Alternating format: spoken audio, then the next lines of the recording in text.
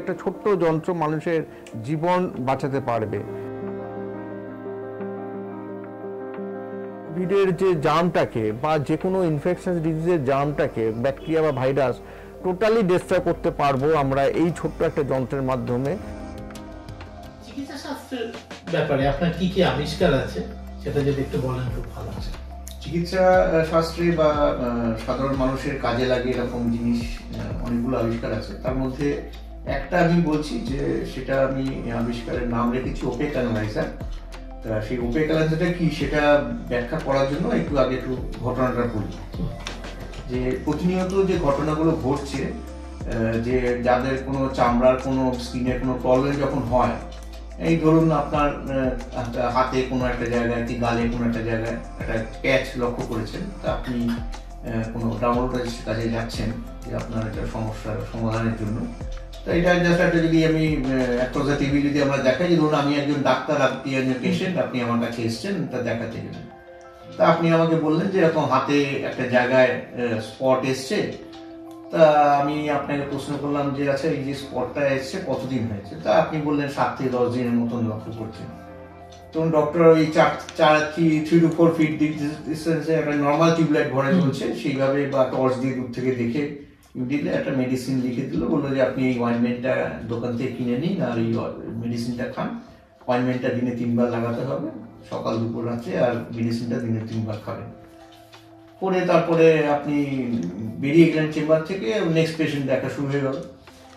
এইভাবে চলছে। এবারে আপনি 1 মাস পরে ওই ওষুধ কিনে নিয়েছেন, এবারে 3 দিনের মাথায় দেখলেন যে আপনার অয়েনমেন্ট শেষ, কারণ ওতে একটুখানি থাকে, 3 গ্রামে শেষ হয়ে গেল। তাহলে একটা ওষুধের দাম ধরুন 500, 600, 700 টাকা একটা মেডিসিনের দাম। তো এইভাবে আপনার বেশ কয়েক হাজার টাকা এই 1 মাসে খরচ হয়ে গেল। তারপরে আপনি 1 মাস পরে আবার আমার কাছে এসছেন, আমি দেখলাম যে একটা কালো দাগ নিয়ে আপনি এসছেন আমার কাছে, আমার মাথায় নেই যে আপনি আমার কাছে এসছিলেন বলে। তখন আচ্ছা আপনি এসছিলেন, না ঠিক আছে, ওটা কি একই আছে না কমেছে? তখন আপনি বললেন যে না ঠিক বুঝতে পারছি না। তাহলে আপনি তখন ডক্টর, যে আমি ধরুন ডাক্তার দিকে আমি বললাম যে আপনি এক কাজ করুন, যা যা খেয়েছেন সেটা আজ থেকে বন্ধ, আজ থেকে এই মেডিসিনগুলো লাগান, এই ওষুধটা খাওয়ান। তারপরে আবার আপনি চলে গেলেন, আবার 1 মাস পরে এলেন, আবার আমি একই প্রশ্ন করলাম যে ওষুধটা কাজ হচ্ছে কি হচ্ছে না, আপনার কোনো রেকর্ড নেই, না ডাক্তারের কাছে রেকর্ড আছে, কিছু নেই। এইভাবে যখন 6 মাস হয়ে গেল, আপনি দেখছেন যে এটা বেশ অনেকটা বড় হয়ে গেছে, জায়গাটা স্প্রেড করে গেছে। আপনি তখন আরেকজন ডার্মাটোলজিস্টের কাছে চলে যাবেন। এটা প্রতিনিয়ত ঘটনাটা ঘটে চলেছে এবং আমি নিজেই ব্যাপারটা ভুক্তভোগী। তা আমি যে আবিষ্কারটা করেছি সেই যন্ত্রটার নাম আমি রেখেছি এবং পেটেন্ট করেছি, এটা ইন্টারন্যাশনাল পেটেন্ট। এটা তো এটার নাম রেখেছি ওপেক অ্যানালাইজার। এই ওপেক অ্যানালাইজারটা এরকম অনেকটা কালো টর্চের মতন দেখতে, এটা ল্যাপটপ বা ডেস্কটপে ডক্টরের লাগানো থাকবে। এবারে এতে একটা সুইচ রয়েছে আর এখানে একটা নব রয়েছে। আর যখন কোনো পেশেন্ট আসবে, ডক্টর খালি বললে কোথায় কি প্রবলেম হয়েছে, বললো যে আমার হাতে বা পায়ে কোনো প্রবলেম হয়েছে, ডক্টর জাস্ট ওখানে টাচ করাবে। যে টাচ করাবে কম্পিউটার স্ক্রিনে এটার একদম ডিটেল কি আছে না আছে দেখে নেবে, এবং স্ক্রিনের যেটা আমরা বাইরে থেকে দেখতে পাচ্ছি সেটাও দেখতে হবে। দেখে নিয়ে পুরো কম্পিউটার স্ক্রিনে দেখতে হবে কি হয়েছে। পেশেন্টকে কিছুই জিজ্ঞেস করার দরকার নেই, ও দেখে নিয়ে বুঝতে পারবে যে এটা কি কারণে হতে পারে এবং কি মেডিসিনটা দরকার তার জন্য এটা ঠিক করতে। তাহলে ডক্টর কি বলবে, একদম রাইট মেডিসিন লিখবে যে এই অয়েনমেন্টটা এই মেডিসিনটা খেতে হবে, এবং বলে দিল আপনি 1 মাস পরে আসুন। 1 মাস পরে যখন পেশেন্ট এলো, পেশেন্টকে কিছুই জিজ্ঞেস করতে হবে না, আবার ওইখানেই লাগাবে। এবং সেই প্রথমবারও কি করতে পারে, ডক্টর চাইলে প্রিন্ট আউট দিয়ে দিতে পারে, তার যে ইমেজটা হয়েছে ইমেজের প্রিন্ট আউটের সঙ্গে দিয়ে দিতে পারে।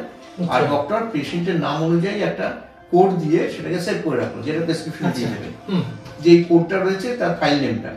এবার নেক্সট যখন আসলো, নেক্সট ডে ভিজিটের সময় আবার ডাক্তার ওখানে টাচ করাবে, নেক্সট ইমেজ দেখলে, এবং দুটো ইমেজকে কম্পেয়ার করে ডাক্তার বুঝে যাবে একদম পেশেন্টটা একদম খুব ভালো দিকেই যাচ্ছে, বললো আপনি আর 1 মাস ওষুধ খাবেন, নাকি আসতে হবে না আমার কাছে। তো এইটা হচ্ছে এই যন্ত্রটার মাহাত্ম্য, যে একবার কি দুবারে পেশেন্টকে একদম সুস্থ করে দেওয়া হবে, তাকে 6 মাস কি 1 বছর 2 বছর 5 বছর ডাক্তারের পেছনে দৌড়াতে হবে না, তার খরচাটা বেঁচে যাচ্ছে।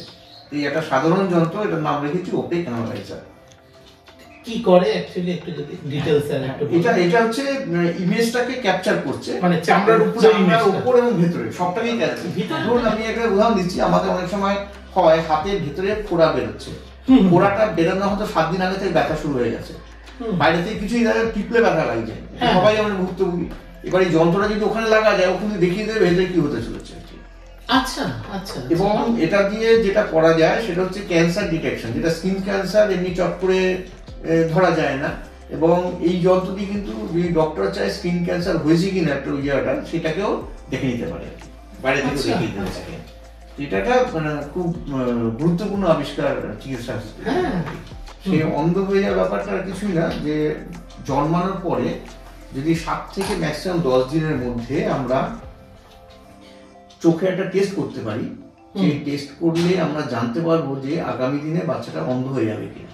আচ্ছা, তাহলে একটা সামান্য মেডিসিন বা ছোট্ট মাইনর অপারেশন করে সেই অন্ধত্বটাকে বন্ধ মানে ঠিক করে দেওয়া যায়। মানে একটা মানুষ ব্লাইন্ডনেস, হ্যাঁ মানে জন্মানোর মানে অ্যাকচুয়ালি যখন বাচ্চা কথা বলতে পারবে সেটা অনেক দেরি হয়ে যাবে। একটা মানুষ বাচ্চা কথা বলবে 1.5 বছর 2 বছর বয়সে, সুতরাং সে দেখতে পাচ্ছে কি পাচ্ছে না সেটা কিন্তু অনেক দেরি। কিন্তু সেটা যদি আমরা আগে থেকে জানতে পারি যে বাচ্চাটার অন্ধত্বের দিকে চলে যাচ্ছে, তাহলে কিন্তু এই যন্ত্রটা দিয়ে টেস্ট করা যায়। এই যন্ত্রটা কম্পিউটারে লাগানো থাকবে এবং এই যন্ত্রটা দিয়ে পুরো কম্পিউটারের ভেতরে মানে আমরা কম্পিউটার স্ক্রিনে এই চোখের রেটিনার ফুল ইমেজে কোথায় কি আছে না আছে এটাই দেখতে পারবো। এখানে চোখে একটা ড্রপ দিতে হয় এবং এটা ওই একমাত্র 7 to 10 ডেজের মধ্যে করতে হবে কাজটা, তারপরে দেরি হয়ে গেলে আর হবে না। আচ্ছা, তখনই মেডিসিন দিয়ে যদি এটা কিওর করা যেতে পারে। এখানে চোখে একটা ড্রপ দিতে হবে, যে ড্রপটা কিছুই না, ওটার মধ্যে মানে চোখের যে এটা রয়েছে তার সঙ্গে এর যে একটা সামনে একটা কার্ভেচার রয়েছে ওটাকে জাস্ট মিলিয়ে দেওয়া হলো। যেমন আমরা মাইক্রোস্কোপে যেমন অয়েল ইমার্শন যেমন ইউজ করি, সেই রকমই ওইটাকে দিতে হবে এবং এই পয়েন্টটা এই টিপটা ওই চোখের মধ্যে সেট করে যাবে। তার জন্য তার কার্ভেচারটাও করা রয়েছে সেভাবে, ওটা এরকম লাগিয়ে দিতে হবে। লাগিয়ে দিলে আমরা কম্পিউটার স্ক্রিনে একদম চোখের ভেতরে কি ঘটনা ঘটেছে না রেটিনা সংক্রান্ত বেসিক্যালি বা অপটিক নার্ভ কোনো জায়গায় প্রবলেম আছে কিনা সেটা পুরোটাই দেখিয়ে দেবে এই যন্ত্রটা দিয়ে। আচ্ছা, মানে এটা আপনার ধরুন বয়স্ক লোকেদের না, বয়স্কদের জন্য এটা কাজে লাগে না। এটা মাত্র জন্মের পরে 7 থেকে 10 দিনের মধ্যে এই বাচ্চাকে এটা দিয়ে টেস্ট করা যাবে এটাতে। আচ্ছা, মানে যে ডাক্তাররা যে রেটিনা টেস্ট করে এখন সেই যন্ত্রের সাথে এটা না ফান্ডামেন্টাল না, এটা পুরোটাই আলাদা। আচ্ছা, কি জিনিসটা কি কোন রোগটা আপনি বলছেন যেটা ইমিডিয়েট ডিটেকশন না করলে ব্লাইন্ডনেস হয়ে যায়? ওটা হচ্ছে রেটিনার সঙ্গে অপটিক নার্ভের যে যোগাযোগ ছিন্ন হয়ে যাচ্ছে, সেটা আগে থেকে দেখলে সেটা আগে বুঝে যাওয়া যাবে। যেটা রেটিনার সাথে মানে ওই যে মানে বেসিক্যালি আমাদের চোখে যখন ইমেজটা পড়ছে সেখান থেকে তো আমাদের অপটিক নার্ভে দিয়ে আমরা দেখতে পাচ্ছি, সেই জায়গাটা দেখলে ওটা বুঝে যাওয়া যাবে কি রেটিনাল ডিসপ্লেসমেন্ট না কি একটা বলে, সেটা তো আলাদা ডিটাচমেন্ট যেটা আর কি। আর এখানে হচ্ছে মানে চোখের রেটিনা থেকে অ্যাকচুয়ালি সিগন্যালের মতন যায়, আমরা যেমন ক্যামেরার একটা তার ছিঁড়ে যাওয়ার মতো, সেই তার ছিঁড়ে যাচ্ছে কিনা সেই জায়গাটা যদি ওখানে ছিঁড়ে যায় ছোট বাচ্চার ক্ষেত্রে তখন আর কিছু করা যাবে না। এটা কি নরমালি হয় না কোনো একটা অ্যাক্সিডেন্ট বা এসব? এটা মানে কিছু কিছু হয়তো জন্মের থেকেই হতে পারে আর কি। আচ্ছা, মানে আমাদের জন্মের সময় যদি চোখের মধ্যে এই প্রবলেমটা থেকে থাকে, সে যখন বড় হলো তখন দেখলো তখন আর কিছু করা যায় না। বুঝতে পেরেছি, মানে ওই জায়গাটা আমরা যদি আগে থেকে সাবধানতা নিতে পারি এবং যেটা পিজি হসপিটাল একটা রয়েছে, বিদেশের যন্ত্র রয়েছে, যেটা থেকে কেউ চাইলে ছোট বাচ্চা জন্মানোর পরে ওখানে টেস্ট করেন বা ডাক্তাররা যদি মনে করে যে তাকে ওখানে টেস্টটা করানো দরকার, সেখানে তারা ওই টেস্টটা করাতে পারে। এরপরে যেটা আমি দেখাবো সেটা হচ্ছে খুবই যুগান্তকারী আবিষ্কার, সেটা আমি কোভিডের সময় আবিষ্কার করেছিলাম।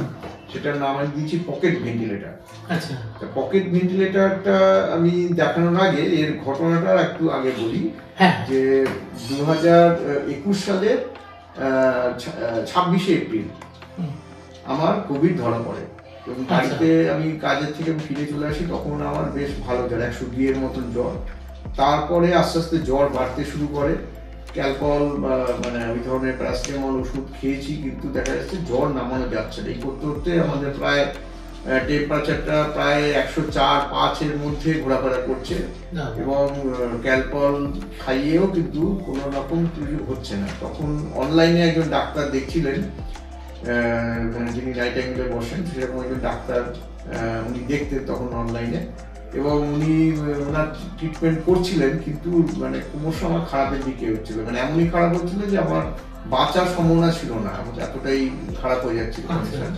এবং উনি বারবার বলছিলেন যে আমাকে হসপিটালে বা নার্সিংহোমে ভর্তি হতে হবে, নলে কিন্তু আপনাকে বাঁচানো মুশকিল হয়ে যাবে। কারণ সে সময় ওই পিরিয়ডে সেকেন্ড ওয়েভে প্রচুর মানুষ মারা যাচ্ছে, আমার রিলেটিভরা মারা যাচ্ছে, আমার বন্ধু বান্ধবরা মারা যাচ্ছে, এরকম হয়েছে বন্ধুরা যে মারা গেছে, ধরুন হসপিটালে দৌড়গড়ায় গিয়েও মারা গেছে, চিকিৎসা করতে গিয়ে ভর্তি করে তারপরেও মারা গেছে, এরকম প্রচুর মানে ঘটনা ঘটেছে।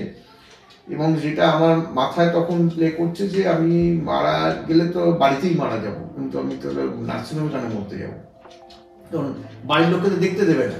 এবং ওরা তখন সেই ডেড বডি গুলোকে নিয়ে প্লাস্টিক পেয়েছি কোথায় ধাপার মাঠ কোনো একটা জায়গায়, খুব সাংঘাতিক পরিস্থিতি গেছে সেই অবস্থায়। এবং তার সঙ্গে শ্বাসকষ্ট, মানে অসম্ভব শ্বাসকষ্ট, মুখে খেতে ইচ্ছে করছে না, মানে খাবার দেখলে গা গোলাচ্ছে, ইভেন টিভিতে খাবারের অ্যাড শুনলেও গা গোলাচ্ছে, এতটা খারাপ। টিভিতে কোনো খাবারের গুঁড়ো মশলার অ্যাড দিচ্ছে, তাতে সেই খাবারের মাংস রান্নার যে এটা তাতে শুনলেও গা গোলাচ্ছে, এতটা খারাপ। আমার এবং আমার ছেলে যে কালকুলেটারে এখন পিএইচডি করছে, ওরও তখন এখানে ছিল, ওরও একই অবস্থা, দুজনে হাই ফিভার 100, প্রায় 10 দিন হয়ে গেল। কোনো রকমে সেই যাত্রা বেঁচে গেছে, মানে আমি বেঁচেছি কি করে, ডিপ ব্রিদিং করে করে, খাটে শুয়ে শুয়ে পুরে শুয়ে খুব জোরে শ্বাস নিতে থাকলাম। করতে করতে আমি বুঝলাম যে এবারে প্রাণে বেঁচে যাবো।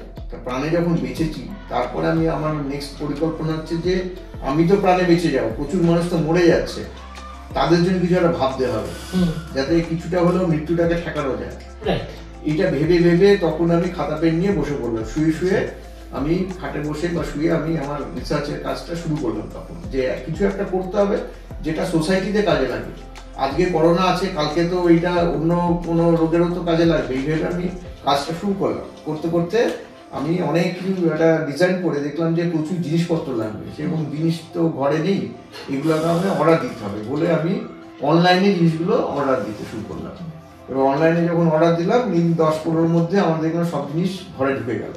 আসার পরে বাড়িতে বসে কাজ করব, করার পরে তখন দেখলাম প্রচুর জিনিস, এবারে কানেকশন করতে হবে করে নিয়ে আমি একটা টেবিলে দেখলাম সমস্ত কানেকশন শুরু করলাম।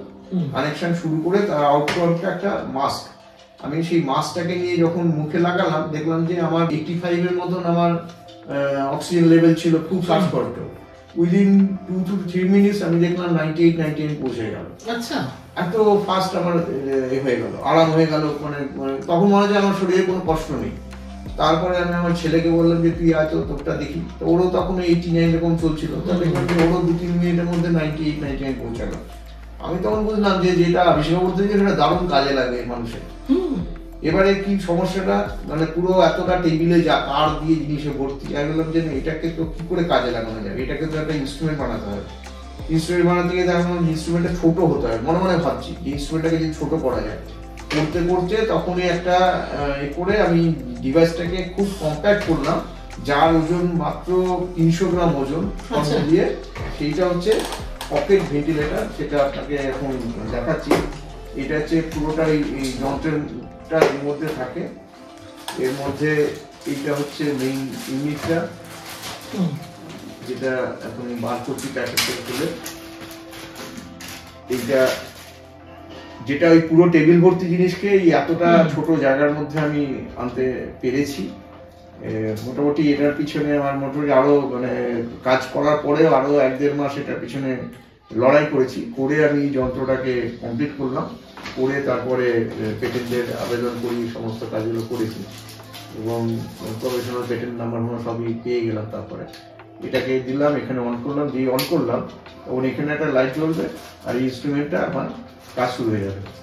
এবার এত ছোট, মানে কি এটা নিয়ে এখানে এবারে এখানে মুখের কাছে নিন সামনেটা, তাহলে বুঝতে পারবেন ফ্রেশ অক্সিজেন নিয়ে আসা, ওটা সুন্দর গন্ধ আছে, মানে সেন্টও আছে। কি সুন্দর, মানে এটাতে একদম পুরো মানে কেউ যদি মানে ব্যবহার করে মানে খুব তাড়াতাড়ি সে মানে অনেকটা আরাম বোধ করবে। মানে কোভিড এর সময় যেটা হচ্ছিল, আপনাদের সারাদিন ধরে মাস্ক পরতে হচ্ছিল। আমরা যখন কোভিড পিরিয়ডে যখন নর্মাল হলো, তখন আমরা বাইরে বেরোনো শুরু করলাম এবং সকালবেলা থেকে শুরু করে রাত্রি অবধি আমরা মাস্ক পরে বাইরে কাটিয়েছি।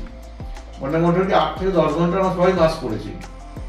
মাস্ক পরলে কি করা হতো, আমরা অক্সিজেনটা নিলাম, বাইরে থেকে অক্সিজেনটা ঢুকলো, কার্বন ডাইঅক্সাইড ছাড়ছি, এবার যে কার্বন ডাইঅক্সাইড ছাড়লাম সেই কার্বন ডাইঅক্সাইড কিন্তু বাইরে বেরোলো না, ভেতরে রয়ে গেল। এবার কন্টিনিউয়াস আমরা কার্বন ডাইঅক্সাইড নিচ্ছি ছাড়ছি। আমাদের শরীরে কি হতো, অক্সিজেনের জায়গায় কার্বন ডাইঅক্সাইডটা রক্তে চলে যাচ্ছে। এটা ছিল সবচেয়ে বড় সমস্যা, যে কারণে আমরা যারা মাস্ক ব্যবহার করেছি, আমরা যখনই বাড়িতে ফিরতাম প্রচন্ড টায়ার্ড লাগতো, মাথা ধরে থাকতো, একজনে একরকম সিমটম, শ্বাসকষ্ট তো হতোই।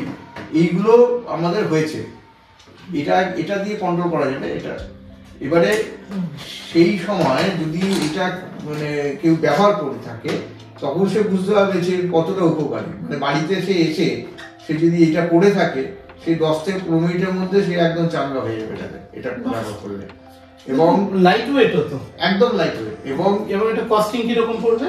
এটা অনলি 10,000 রুপিসে দেওয়া হয়েছে। আচ্ছা, এটা আপনার মানে এটা কি সেই যেটা আমাদের অক্সিজেন কনসেন্ট্রেটর ইউজ করে জিপসাম?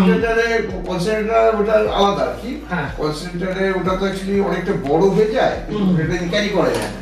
আর কনসেন্ট্রেটরে অনেকটা অক্সিজেন পরিমাণটা বেশি বাড়া থাকে।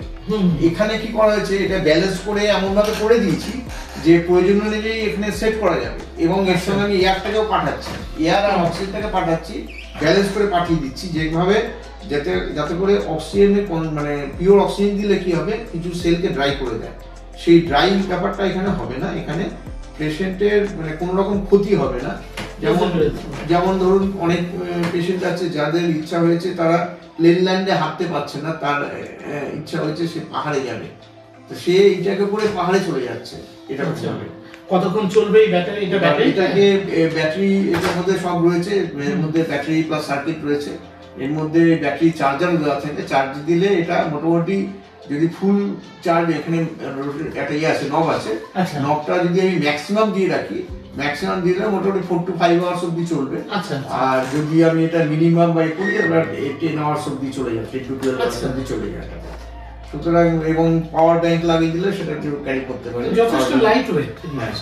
এবং এ পরে এরকম প্রচুর পেশেন্ট আছে আমার, যে এটা তো সারা ভারতবর্ষে প্রচুর মানুষ ব্যবহার করছে এখন, প্রায় ধরে রাখুন 1000+ লোক এটা ইউজ করছে এই যন্ত্রটা।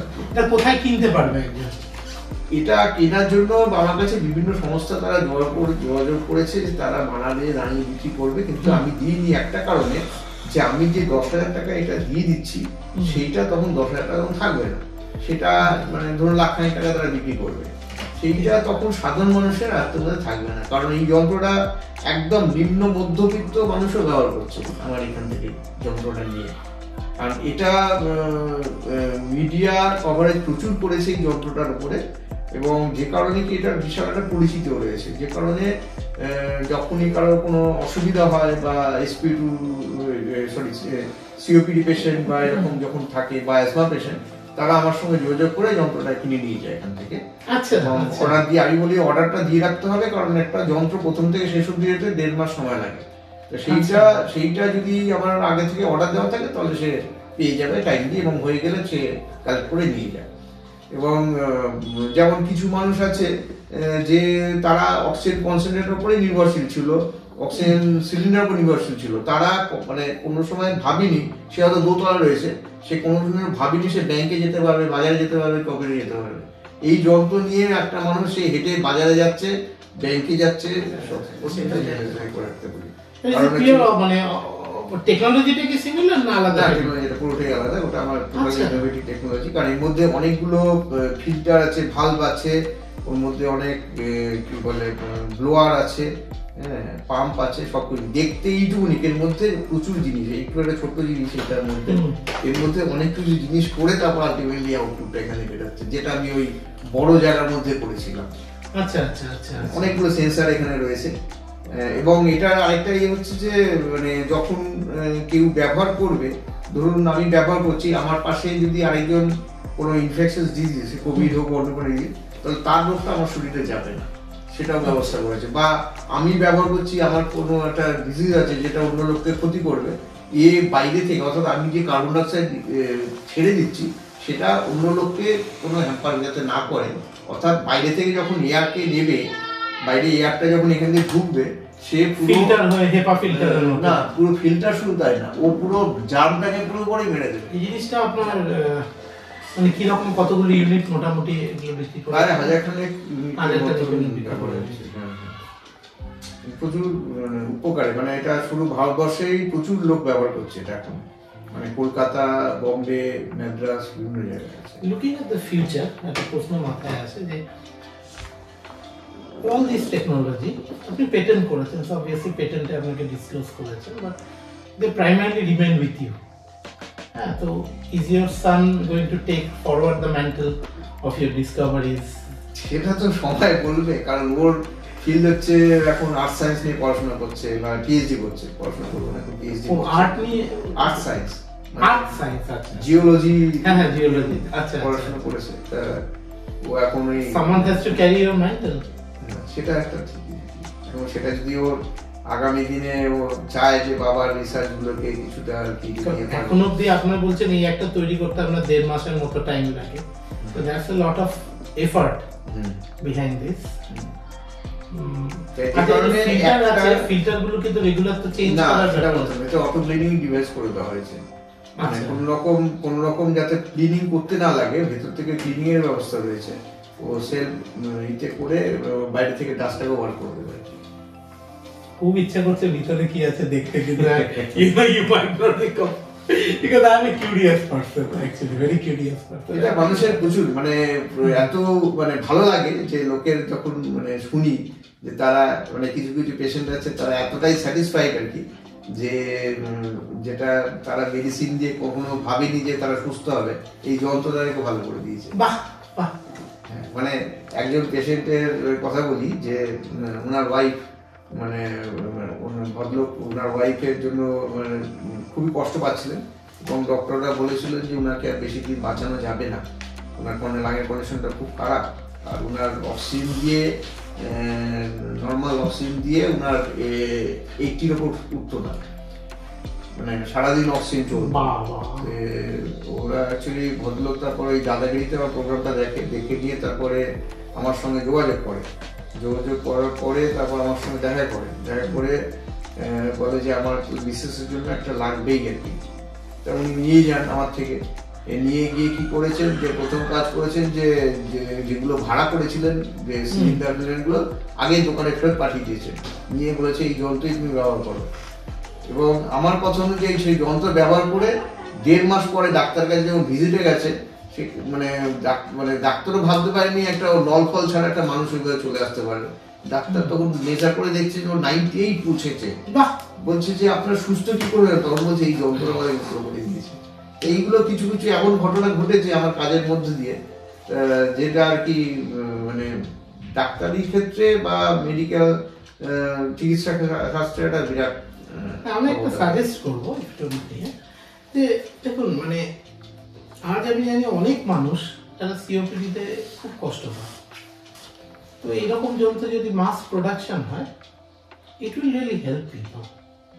মানে ভালো একটা যদি অর্গানাইজেশন থাকে যে শুধু প্রফিট মোটিভ নিয়ে চলছে না, এটাই আমি চাইছি যে প্রফিট করতে না, প্রফিট যদি করা হয়, কারণ কিছুটা জিনিস দেখুন সোসাইটিতে আমাদের সবারই কিছু দায়বদ্ধতা থেকে যায়, যে আমরা আজকে যারা ধরুন পড়াশোনা করেছি কি কেউ গবেষণা করছে বা করছে, কিছু সোসাইটিতে দেওয়ার থাকে আর কি মানুষের, তাই না? যদি সেটা যদি না হয় তাহলে মানুষ তো মানে আত্মকেন্দ্রিক হয়ে যাবে, যে আমি আমার নিজেরটাই খাবো দাবো ঘুমাবো বাস হয়ে গেল, পাশের বাড়ির লোক সে বেঁচে আছে না মরে গেছে আমার দেখার দরকার নেই।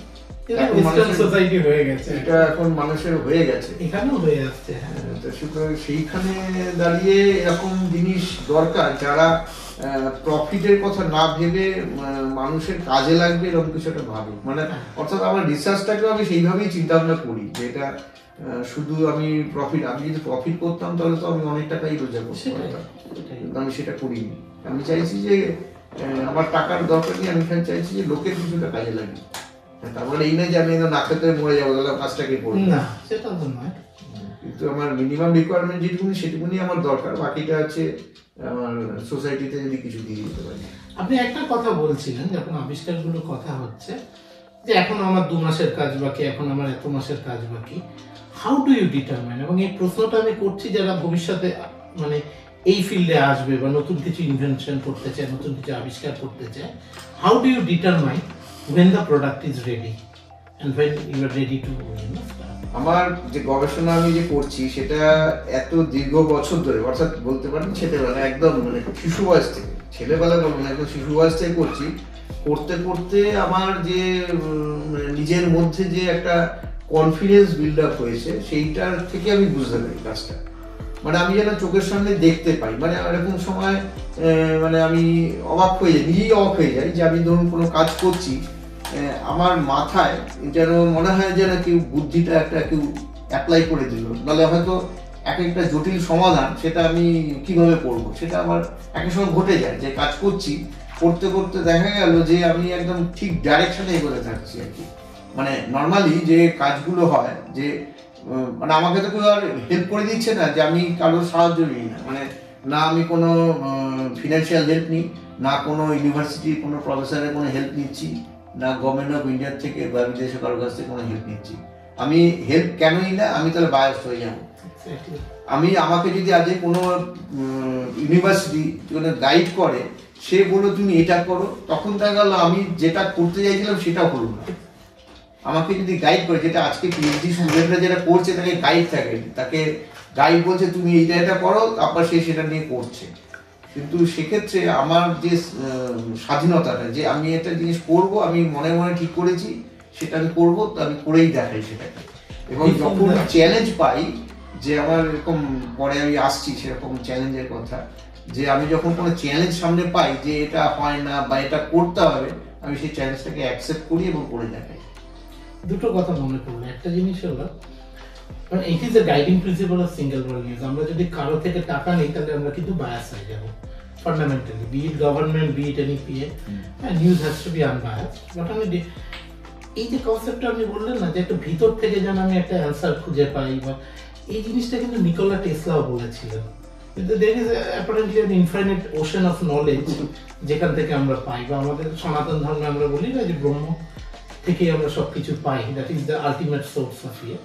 It seems that all of these are resonating to a common point. আমি একা যখন কাজ করি, কাজ করতে করতে একের সময় সত্যি নিজে অবাক হয়ে যায় যে কিভাবে আমার মাথায়, মানে রাত্রিবেলা শুয়ে শুয়ে আমি যখন ভাবি, থট প্রসেসটা চলতে থাকে, যে সারাদিন যে কাজটা করেছি, একের সময় সত্যি নিজে মানে চমকে উঠি যে আমি ওই দিশাটা কি করে পেলাম। মানে প্রত্যেক দিনই তো কিছু কিছু কাজ চলতেই থাকে আমার, তা আমি তখন ভাবি যে ওই জায়গাটা আমি কি করে ভাবলাম যে ওইটা করেই আমাকে এগোতে হবে, এবং দেখা গেল রাইট ডাইরেকশন তখন এগোতে শুরু As if someone is guiding you in the proper path. Exactly, যে একদম ঠিক মনে হচ্ছে আমাকে একটু চোখে আঙুলে দেখিয়ে দিচ্ছে এইভাবে তুমি নিয়ে গেলে এই পথটা পেয়ে যাবে আর কি। কিন্তু সেটা প্রতিনিয়ত আমার সঙ্গে ঘুরতে থাকে আর কি, যে কারণে আমি বুঝতে পারি যে আর আমি যদি এত ঘন্টা করে আমি টাইম দিই তাহলে আমি এই কাজটা করতে পারবো। তা আপনাকে একটা ছোট উদাহরণ দিই, যে একবার আমি তখন একটা কলকাতায় একটা সেমিনার চলছিল, গভর্নমেন্টের একটা সেমিনার চলছিল, তো সেখানে আমি কিছু বলছিলাম, তখন একটা ফোন আসে দিল্লি থেকে, যে সেখানে আমাকে বলা হলো যে এরকম একটা দুটো ইনস্ট্রুমেন্ট আবিষ্কার করতে হবে, করে বানাতে হবে, যে যন্ত্রটা মাইক্রোপ্লাস্টিক ডিটেক্ট করবে। আচ্ছা, এবারে তখন মাইক্রোপ্লাস্টিক কি কিছুই আমি জানি না, তাই এটা আবিষ্কার করতে হবে, বানাতে হবে, আর এটা কি সহজ কাজ নাকি? বলছি না, এটা আপনাকেই করতে হবে, কারণ এই কাজটা আপনি ছাড়া কেউ পারবে না। এবং তার কারণটা হচ্ছে যে ইন্ডিয়া থেকে 25 জন সায়েন্টিস্টের একটা টিম, তারা অ্যান্টার্কটিকা যাবে। অ্যান্টার্কটিকা যাওয়ার মোটামুটি দিন ঠিক হয়ে রয়েছে, কিন্তু যন্ত্র নেই। মানে ওদের কাজ হবে যে অ্যান্টার্কটিকায় আপনার মাইক্রোপ্লাস্টিক পৌঁছে গেছে কিনা। আমরা এখানে যে প্লাস্টিকের ক্যারি ব্যাগ, জল সব ফেলে দিচ্ছি, সেগুলো গঙ্গা বা নদীতে মিশছে, সেখান থেকে হতে হতে তারপর ওশানে যাচ্ছে, ওশান থেকে করে সেখানে বোধহয় পাওয়া গেছে। তো অ্যান্টার্কটিকা বোধহয় মাইক্রোপ্লাস্টিক পেয়েছে। তারপরে সেটা হলো, সেটা ছিল হচ্ছে 2019-এর ঘটনা। আচ্ছা আচ্ছা। দিয়ে তারপরে আমাকে বলছে যে এটা আপনাকে করে দিতেই হবে। আমি দেখলাম যে এত বড় একটা চ্যালেঞ্জ দিচ্ছে, আমার উপরে সবাই বসে আছে, আমি তখন কাজটাকে অ্যাকসেপ্ট করলাম, ঠিক আছে লেগে পড়ি। কিন্তু কন্ডিশন কি, ওটা কাজটা 20 দিনে নামাতে হবে, 20 দিনে আবিষ্কার করতে হবে, যন্ত্র বানাতে হবে, সবকিছু করতে হবে 20 দিন। আরেকটা কি হচ্ছে যে -50°C কাজ করবে সেরকম যন্ত্র করতে হবে। যে নর্মালি কি একটা ধরুন ইনস্ট্রুমেন্ট সেটা 30°তে চলছে কি 25° চলছে, 10° চলছে, সেটা একটা হতে পারে। 0° চলছে সেটাই একটা মাইক্রোস্কোপ নিলে ঠিক 0°তেই একটা মাইক্রোস্কোপ বিকল হয়ে যাবে। তো সেখানে -50°C একটা ইনস্ট্রুমেন্ট চলবে যেটা মাইক্রোপ্লাস্টিককে ডিটেক্ট করতে পারে। মানে এতগুলো চ্যালেঞ্জ দিতে হবে আমাকে। এবং সেই সময় আমি প্রায় 24 ঘন্টার মধ্যে 23 ঘন্টা লাগাতার কাজ করেছি। 20 দিন 20 দিন কাজ করেছি। করার পরে দুটো যন্ত্র করেছিলাম, পরে আপনাকে ছবি আমি সব দেখাবো। সেই সব করে এখন তারপরে সেই যন্ত্র তারপরে টেস্ট করা হলো। এবং অবাক কাণ্ড হচ্ছে যে মানে একটা সূচের ডগা যেটুকুনি জল ওঠে সেইটুকুনি জলও যদি আমরা দিই এবং তাতে যদি মাইক্রোপ্লাস্টিক থাকে তাহলেই আমরা ওতে দেখতে পাবো যে কত মাইক্রোপ্লাস্টিক জানতে খুব ইচ্ছা করছে। তো এইগুলো হচ্ছে মানে শুধু প্লাস্টিকই ও ডিটেক্ট করবে, মানে সেখানে ধরুন কোনো ময়লা ধুলো বালিকে কেমিক্যাল রিঅ্যাকশন করছেন না, কিছুই রাখেন না, খালি জল তো দিয়ে আপনি কোন একটা পার্টিকুলার ফ্রিকোয়েন্সি মানে খালি জলের মধ্যে খালি ওইটুকু জল দিয়ে দেবো তাতেই ও দেখিয়ে দেবে আর কি। আচ্ছা, এইগুলো এটা হচ্ছে এরকম একটা চ্যালেঞ্জিং জব ছিল। আরেকটা চ্যালেঞ্জিং জব বলছি, 2005 সালে আমি একটা কাজ শুরু করেছিলাম।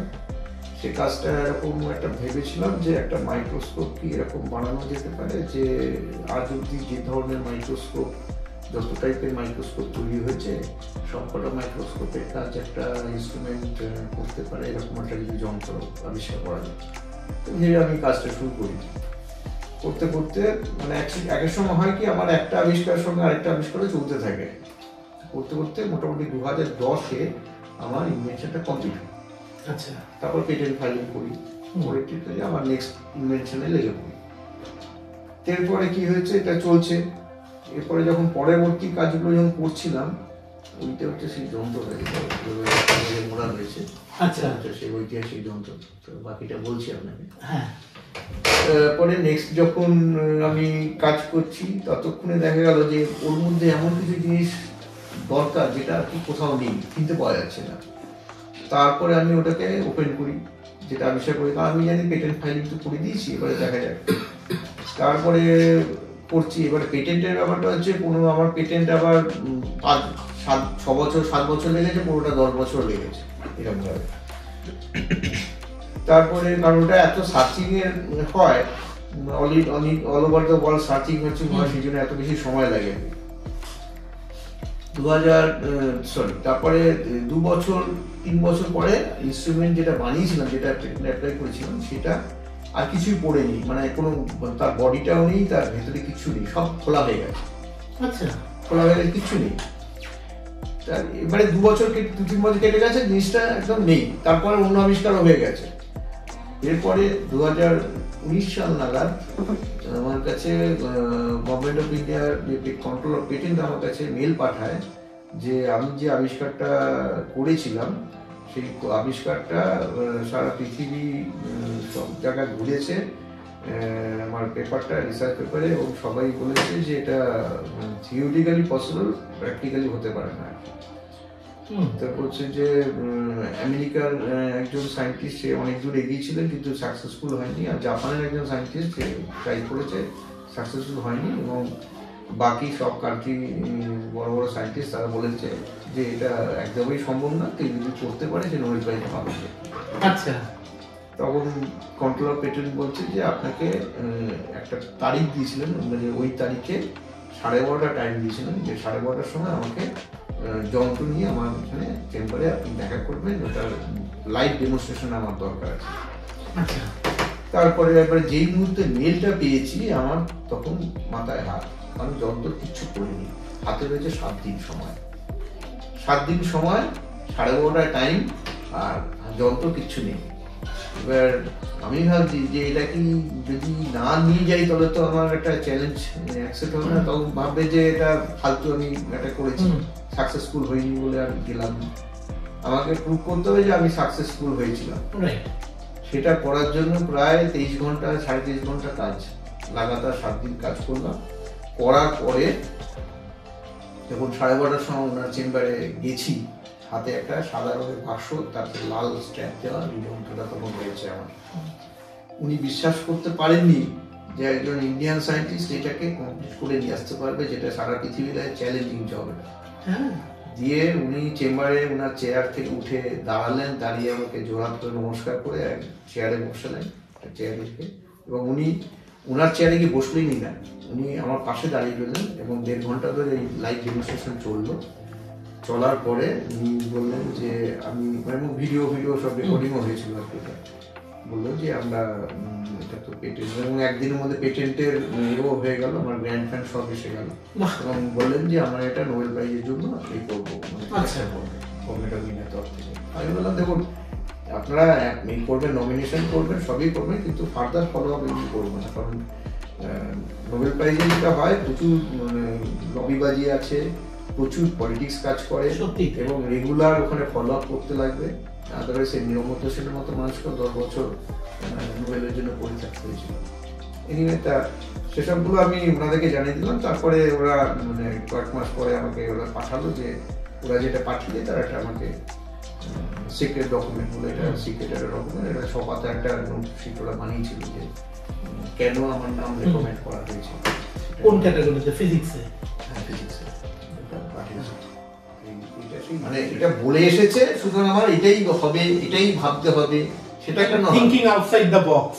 হ্যাঁ, প্লাস আরেকটা জিনিস বলে যে জলের মধ্যে তেলের বুদ্ধি, মানে একটা গ্লাস জলে বা একটা যখন মানুষের মধ্যে ছড়াবে তখন মানুষ আরো কিছু ভাবতে পারবে, নলে কি হবে ওই গন্ডিটা কিন্তু সীমাবদ্ধ থেকে যাবে, যে আমরা ওই যে বললাম এখনো যে 97% আবিষ্কার বাকি রয়েছে, ওই জায়গাটা পড়ে থাকবে যতক্ষণ না পর্যন্ত আমরা যে আবিষ্কারগুলো আমরা রেডিও, টেলিভিশন, সেন্সার, এটা সেটা সবই বলছি আর কি, তাই না কি? কিন্তু তার বাইরের জগৎটা নিয়ে আমরা ভাবি না।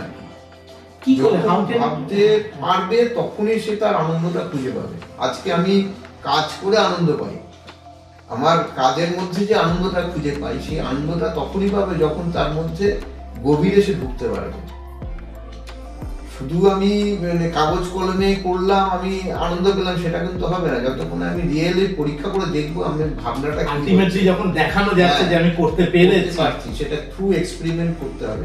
ওয়ান থিং আই ফেল্ট, অনেক সময় আমি ইয়ং ছেলেমেয়েদের দেখি যে তাদের করার ইচ্ছা, নতুন কিছু করার আগ্রহ, বাবা মারা খুব চিরাচরিত, কত পয়সা পেলি, কত তোর মায়না বাড়ালো, হ্যাঁ, এই জায়গাটা বেরিয়ে আসা যায়। আমার বক্তব্য হচ্ছে এখনকার বাচ্চারা, মানে আমি বলবো গার্জিয়ানদের বা অভিভাবকরা যেটা করে আর কি, তারা তাদের হচ্ছে মার্কস নিয়ে, দেখ তোকে 100 পেতে হবে, তোকে 199 পেতে হবে, এই যে ব্যাপারটা, কিন্তু পাচ্ছে কিভাবে, ও পুরো মুখস্থ করছে, খাতায় উগড়ে দিচ্ছে গিয়ে পরীক্ষা হলে গিয়ে, কিন্তু একবারও চেষ্টা করছে না এটা আমাকে বুঝতে হবে।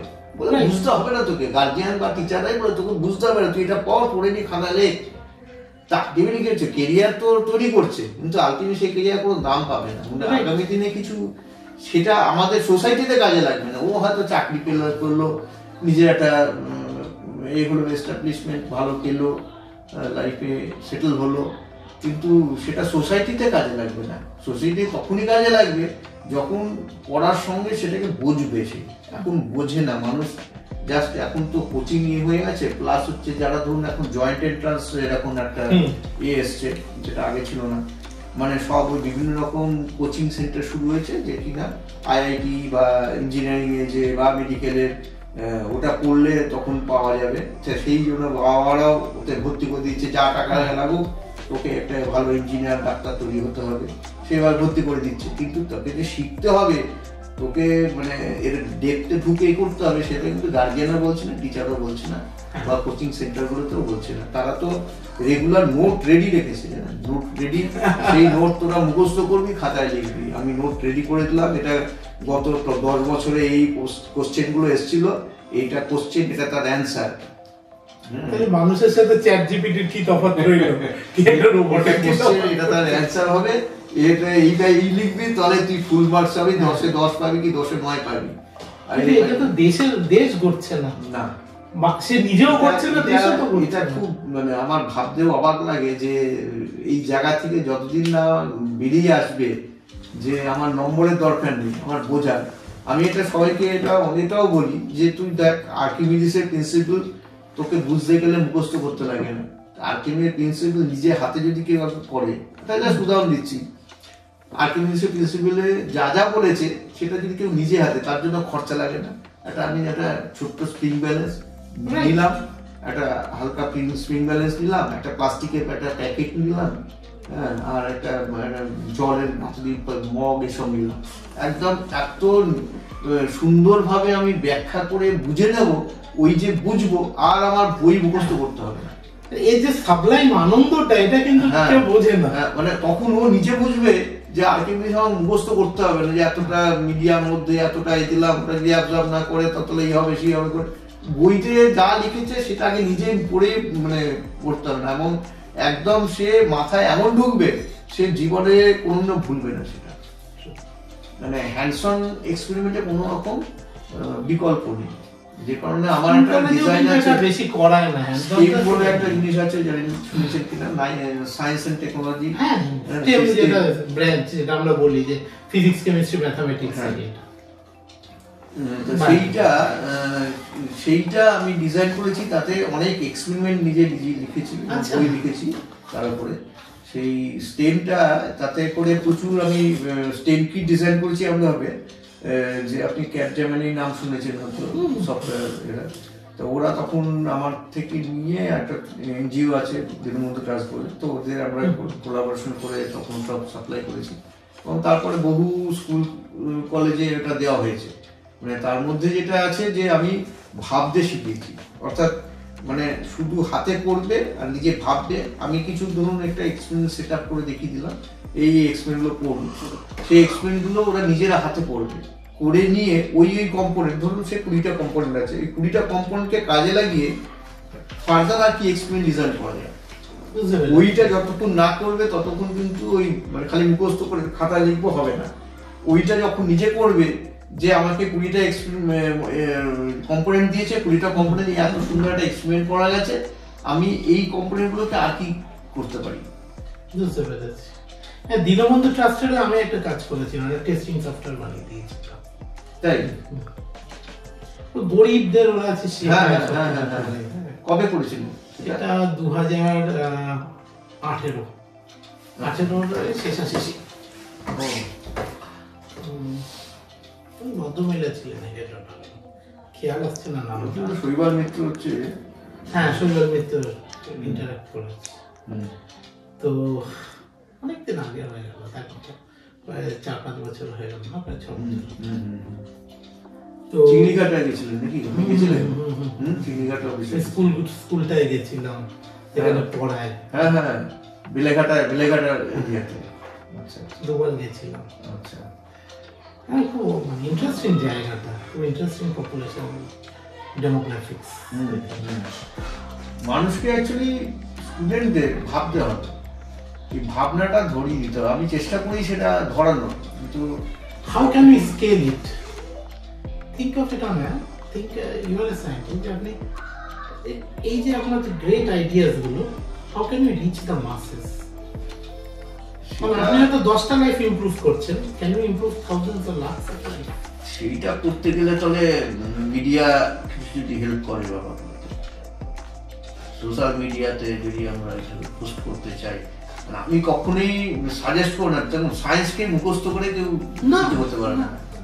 সে পরীক্ষায় নম্বর পাবে, সে এক্সামে 100 পেয়ে যাবে মুখস্থ করে দিয়ে।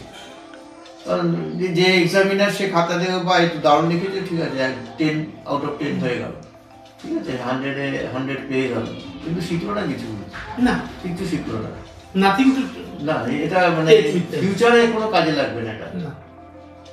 তো সেইটা করতে গেলে যখন সে পড়ছে, সে মানে একদম মানে নিচু ক্লাস থেকে, মানে যখন সে সায়েন্সটা পড়ছে, মানে সেটা যেমন সে 6-7 স্ট্যান্ডার্ড থেকে যদি শুরু হয়, তখন থেকে তাকে মানে পুরো এর কি কি কারণ আছে না আছে থ্রু এক্সপেরিমেন্ট করে দেখতে হবে, যেটা আমি একটু পরে দেখাবো আর কি, যে আমরা বইগুলো কি কি করছি না করছি সেগুলো পরে দেখাবো।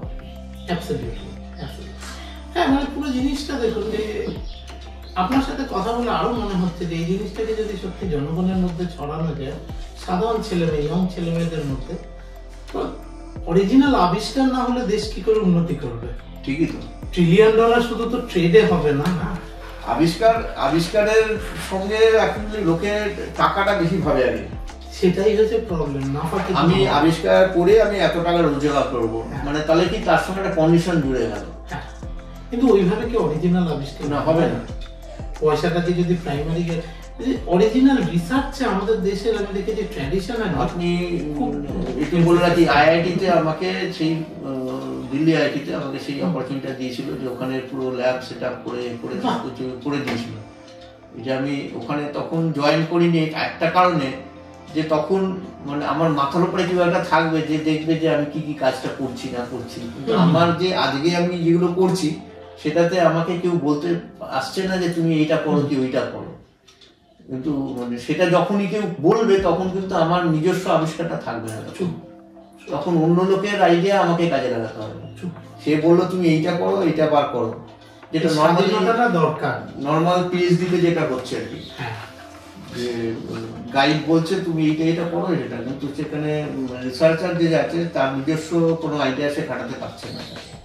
বাইরে শুনেছি যারা টেনিওর চেয়ার সেগুলো, সেই পোস্টগুলোতে খুব একটা ওভারসিন থাকে না, তাহলে তো কিছুটা থাকে, বাট ইন্ডিপেন্ডেন্ট রিসার্চ করতে পারে। এখানে আপনার কি মনে হয় যে এখানে আমাদের দেশে যে what should be done by the current government যাতে রিসার্চের উপর এমফেসিসটা বেশি দেওয়া হয়, বা how should the private sector come forward? গভর্নমেন্টের প্রথম কথা হচ্ছে আগে তো আইডেন্টিফাই করতে হবে যে কে এই কাজটা করতে পারবে, একে তো ইন্টারেস্টটা আছে কিনা সেটা দেখতে হবে। মানে অনেকে ধরুন ফর্ম ফিল আপ করবে, রাজি হয়ে গেল, সে তার দেখবে কি সে তার বায়োডাটা পাঠালো, মানে যে সিলেকশনের প্রসেস যেটা হবে সেটাতে আলটিমেটলি হবে যে আমি কিসে কত মার্কস পেয়েছি সেটাকে দিয়ে এবং প্রায় কি কাজ করেছি। হ্যাঁ, কিন্তু সেইটা দিয়ে কিন্তু প্রপার আইডেন্টিফিকেশন হবে না যে সে অ্যাকচুয়াল সায়েন্টিস্ট হবে কিনা। মানে আমাদের দেখুন মাপকাঠি যেটা করছেন সেটা কিন্তু হচ্ছে মার্কসে, মানে সেটাই জেনে নিল সে অনেক বেশি জানে, কিন্তু সেটাই যে সব জানা সেটা কিন্তু নয়। কিন্তু তার মধ্যে ইনোভেটিভ ব্যাপারটা কত আছে সেটার জন্য যদি কোনো আমরা টেস্ট করি, যে মানে আমি জাস্ট একটা উদাহরণ দিলাম যে তাকে অনেক কিছু প্রবলেম দিয়ে দিলাম, ফর এক্সাম্পল আমি এটা বলে দিলাম যে অনেক কিছু প্রবলেম দিয়ে দিলাম, মানে এটা এইভাবে হতে পারে যে আমরা অনেক কিছু একটা তাকে যে ইন্টারভিউ নেবে তাকে বললো তুমি এখানে আসো, এখানে তোমাকে এই প্রবলেমগুলো দেওয়া হয়েছে, তুমি এই প্রবলেমগুলো তুমি কিভাবে সলভ করবে তুমি লেখো।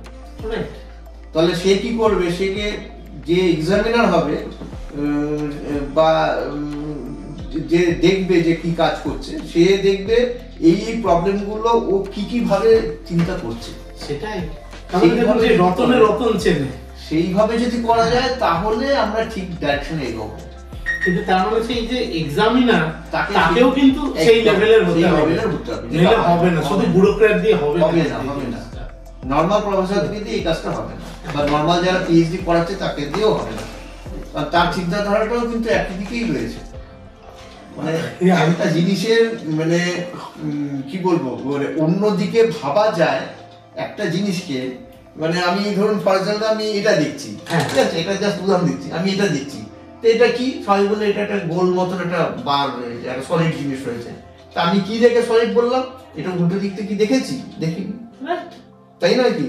তা আমি সবসময় কি ভাববো, আমি এটা দেখছি, সেটা যা দেখছি সেটা কিন্তু আমি স্যাটিসফাইড নয়, আমাকে তাহলে স্টাডি করতে হবে যে এটা ওয়েট কত কি ডাইমেনশন কত, ব্যাক সাইডটা কি আছে, তখন আমি জানতে পারবো যে কি। হ্যাঁ, তাই নয় কি? আমি জাস্ট একটা এক্সাম্পল দিলাম যে এইভাবে চিন্তা যদি না করে তাহলে কিন্তু আমি জিনিসটা মানে সব দিক ভেবে মানে মাল্টি ডিমেনশনাল চিন্তা করতে হবে, তবে কি আমি একটা দিশা খুঁজে পাবো আমার ইনভেনশনে। এইটা হচ্ছে খুব দরকার।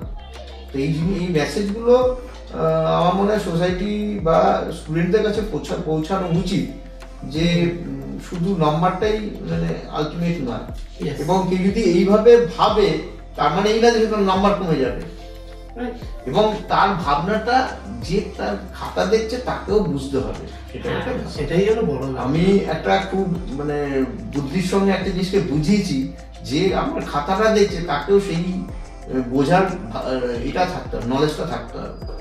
সে যদি ওই জায়গায় তুই এটা সলিডটা লিখলে না, এটা সলিডই ছিল তো, কিন্তু সে যদি বলে যে না আমি কেন সলিড লিখবো, আমি এটা তো আমি জানি না সলিড কিনা, আমি তো আদার পার্টটা তো দেখিনি, তাই না কি? বা এটা যদি টেবিলে রাখা থাকে, আমি বলি এটা একটা স্ট্রাইকার মানে বা গুটি, ক্যারামে গুটি, যে ক্যারামে গুটির ভেতরটা কি জানি না তো, এটা জাস্ট এক্সাম্পল দিলাম আর কি। এইভাবে মানুষকে ভাবতে হবে, বাচ্চাদেরকে বা ইয়ং জেনারেশনকে এইভাবে চিন্তা ভাবনা করতে হবে। তলে গিয়ে আমরা একটা মানে আজ থেকে ধরুন 10 বছর পরে একটা অন্য জগৎ দেখতে পাবো, তলে আরো অনেক এগিয়ে যাবে। তবে সে যে কান্ট্রি হোক এইভাবে ভাবতে হবে। আমি কোনো মানে আমি এটা বলছি না শুধু ইন্ডিয়াই ভাবুক, এটা সারা পৃথিবীকে ভাবতে হবে এখন। অরিজিনাল চিন্তা না করলে কি করে আমরা এগোবো, সোসাইটি কি করে এগোবে? এটা কি পেড লোকেরা ইয়ে করছে একটা ইনক্রিমেন্টাল ইমপ্রুভমেন্ট? এটাতে মানে যারা প্রফেসর, টিচার বা এক্সামিনার যারা রয়েছে তাদেরকেও চিন্তাধারাটাকে ওই অ্যাঙ্গেলে নিতে হবে, তাহলে হবে না। কিন্তু রিসেন্টলি কি কোনো চেঞ্জ হয়েছে? Has any change happened in the last 7-8 years in terms of? আমার মনে হয় না কিছু চেঞ্জ হয়েছে। প্রাইভেট সেক্টরের থেকে কি বেশি এমফাসিস আসছে in terms of research? Research দেখুন হচ্ছে, মানে ফ্র্যাঙ্কলি স্পিকিং ম্যাক্সিমাম ক্ষেত্রে রিসার্চ যেটা হচ্ছে, মানে বিশেষ করে ধরুন মেডিসিনে বা এগুলোতে যেগুলো রিসার্চ বেশি হয় বা পেটেন্ট ফাইলিং বেশি হয়, ওদের কি হয় যে যারা ধরুন R&D-তে রয়েছে মানে তাদেরকে একটা টার্গেট দেওয়া থাকে, তোমার এতগুলো পেটেন্ট ফাইল করতে হবে। এবারে কি করছে তারা, জাস্ট পেটেন্ট ফাইল করতে হবে, চাকরিটা থাকবে না। ওদের চাকরি বাঁচানোর জন্য ওরা কোনো রকমে পেটেন্টটাকে ফাইল করার জন্য কাজটা করে, যাতে করে চাকরিটা তো রইল। মানে ওকে হয়তো বলা গেল তো বছরে 2টো পেটেন্ট কমপ্লিট করতে হবে, কথা বলছি, তো 2টো পেটেন্ট করতে হবে।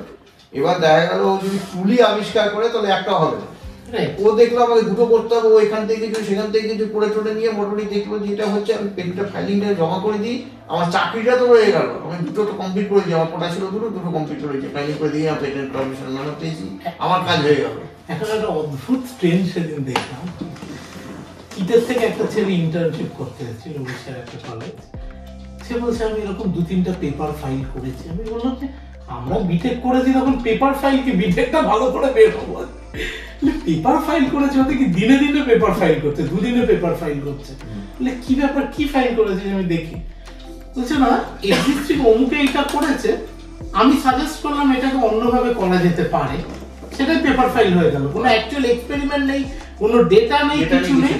ওনাদের যে টিচার যারা তারা শেখাচ্ছে এইভাবে পেপার ফাইল করে। এবার যদি কোনো কোম্পানি এসে দেখছে বিটেক করেছে, 4টে পেপার ফাইল করেছে, সংখ্যাটা বাড়াচ্ছে, নাম্বারটা বাড়িয়ে দিচ্ছে, কাজের নাম্বার বাড়াচ্ছে, কিন্তু কাজের কোয়ালিটি কি হচ্ছে না, কোনো অ্যাকচুয়াল রিসার্চ নেই, অ্যাকচুয়াল কন্ট্রিবিউশন নেই। আমি একটা বেসিক এআই কোড লিখতে দিলে লিখতে পারছি না, জিজ্ঞেস করছে, কিন্তু সে বলছে আমি এতগুলো পেপার ফাইল করেছি। এইভাবে পেটেন্টটা ফাইল হচ্ছে, অনেক ফিবল আছে না, পেটেন্ট ফাইলিং হয়েছে, কিন্তু পেটেন্ট গ্র্যান্ট হবে কিনা সেটা তো দেখা দরকার, সেটা তো পরে, সে তো জানে 10 বছর সময় লেগে যাবে, প্রফেশনাল বললেই চাকরিটা তো পেয়ে চাকরিটা তো বজায় রইল। এটা কিন্তু করছি। এবং এই সেম জিনিস হচ্ছে বিভিন্ন ইন্ডাস্ট্রিতে, বিশেষ করে মেডিকেল মেডিসিন গুলোতে প্রচুর হচ্ছে, কিন্তু এগুলো মানে ওরা জাস্ট একটু চেঞ্জ করে দিয়ে আবার ওটার জন্য আরেকটা পেটেন্ট অ্যাপ্লাই করছে। ধরুন কম্পোজিশন গুলো যা যা রয়েছে, এত এটা পার্সেন্ট, এতে এত পার্সেন্ট পরিটন নিয়ে, মানে একটা কোম্পানি হয়তো ধরুন 0.35 একটা রেখেছে, একটা সাপোজ একটা কমিয়েছে, আর একজন বললো এটা 0.35 না এটা 0.39 করে দিই, তাতে যেটা তো আলাদা হয়ে গেল, ওটার উপরে ফাইলিং করেছিল পেটেন্ট বলে যে এটা আমাদের নতুন প্রোডাক্ট। আমার ডায়াবেটিসের ওষুধ দুটো আছে, তো ডাক্তার দেখে বললেন এখানে ভালো ইডিএফের, না তোমার এই ওষুধে চলবে না, একটু পাওয়ারফুল ওষুধ আগে দিতে হবে। ভালো কথা, তো আমাকে 2টোর বদলে আমি 3টে ওষুধ দিল। হ্যাঁ, আগের ওষুধটা মোটামুটি মাসের খরচ 600-650, এটা মাসের খরচ 850। এখন কেমিক্যাল কম্পোজিশনটা দেখি, বললে বিশ্বাস করবেন না, যে 3টে না 4টে কেমিক্যাল ছিল, এই 2টো ওষুধে যা কেমিক্যাল কম্পোজিশন, ওনার ওই 3টে ওষুধে এক্স্যাক্টলি সেম কেমিক্যাল কম্পোজিশন। এবং এটাও নয় যে ওটা মানে দুটোই আবার লং রিল মানে এক্সটেন্ডেড রিলিজ, এক্সাক্ট ভ্যারিয়েন্ট। কোথায় এথিক্স চলে গেছে তাই তো বলছি, মানে কোনো মানে একজন কেউ করছে বাকিরা তার কপি পেস্ট করছে আর কি, কপি ইউজ করে নাম্বারগুলো একটু পাল্টে এবং দিচ্ছে। ওই একটু নাম্বার পাল্টে একটা নতুন আবিষ্কার। এইভাবে তো কোনো রিসার্চ হতে পারে না, এটা কোনো রিসার্চের দিকও হতে পারে না। রিসার্চ করতে গেলে একদম ডেপথে ঢুকতে হবে, সাবজেক্টটাকে বুঝতে হবে, সেটা কেউ করছে না এখন। সবসময় একটা যেন সোসাইটিটা চলে গেছে একটা কুইক ইয়ে আর কি, মানে হ্যাঁ। মানে মেশিনের মতো কুইক রিওয়ার্ড, হ্যাঁ কুইক রিওয়ার্ড হয়ে গেছে, মেশিনে চলছে সেরকম।